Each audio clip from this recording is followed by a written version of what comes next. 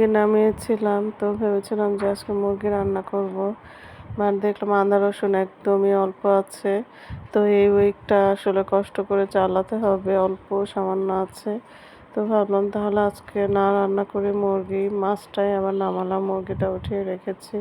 আসসালামু আলাইকুম, সবাই কেমন আছেন? আশা করি অনেক বেশি ভালো আছেন। তো যাই হোক, এই তো আমি মাছটা আজকে নামিয়ে নিয়েছি, মুরগিটা উঠিয়ে ফিশ ফ্রাই করবো আর ডাল রান্না করব। কারণ ফিশ ফ্রাই করতে গেলে যদি আদা রসুন পেস্টটা না দিলেও চলে, হলুদ মরিচ আর আমাদের সিক্রেট মশলাটা আছে সেটা দিয়েই মাখিয়ে নিলেই হবে।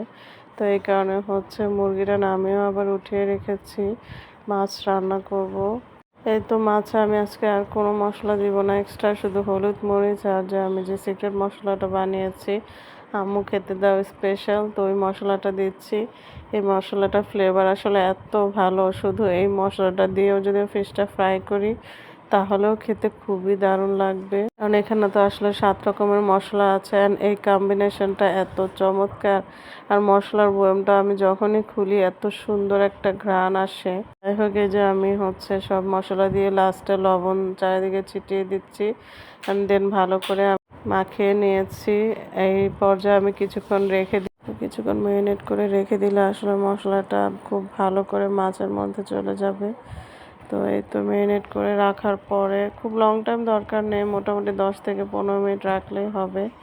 দেন আমার এই যে হাতে তৈরি করা বেসন, এই বেসনটাও আমি হচ্ছে 3 রকম ডাল অ্যান্ড পোলার চাল মিক্সড করে বেসনটা বানিয়ে নিয়েছি। তো দেন এই বেসনটা দিয়ে একটু কোট করে নিব, তাহলে উপরে একটা ক্রিস্পি একটা লেয়ার হয় অ্যান্ড ভিতরে সফট ফিশটা থাকে। খেতে খুবই দারুণ লাগে। ডাইরেক্টলি ভাজতে গেলে অনেক সময় দেখা যায় একটু ড্রাই হয়ে যায়। এই জন্য আমি বিশেষ করে রুই কাতলা মাছ ভাজার সময় আমি এভাবেই ভাজি মোস্ট অফ দ্য টাইম। আর এই বেসনটাও যেহেতু হাতে করা, তো এই কারণে বেসনটারও সুন্দর একটা ফ্লেভার আছে। সব মিলিয়ে খুব কুড়মুড়ে একটা ক্রাঞ্চি একটা লেয়ার হয় উপরে, তখন খেতে খুব ভালো লাগে। তো যাই হোক, এই যে আমি সব কোট করে নিয়েছি।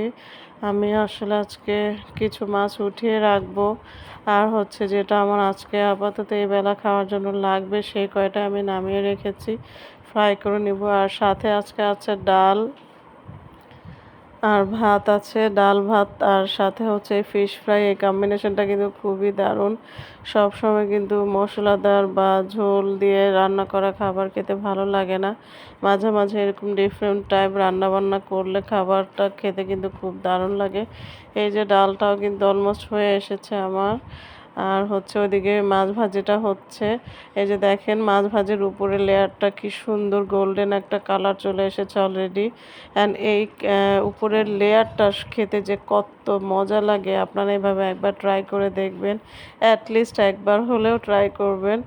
তারপর আমার মনে হয় একবার ট্রাই করার পর আপনারা সবসময় এইভাবেই ফিশ ফ্রাই করবেন। ডালটাও কিন্তু আমি আজকে খুব সিম্পল ওয়েতে রান্না করেছি, সব কিছু দিয়ে দিয়েছি, আলাদা করে কোনো বাগার দেইনি।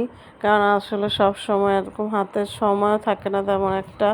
আর আমি বেশিরভাগই একটু ফাঁকিবাজি করে রান্নাবাড়ি করি, অত নিয়ম মেনটেন করতে পারি না আসলে।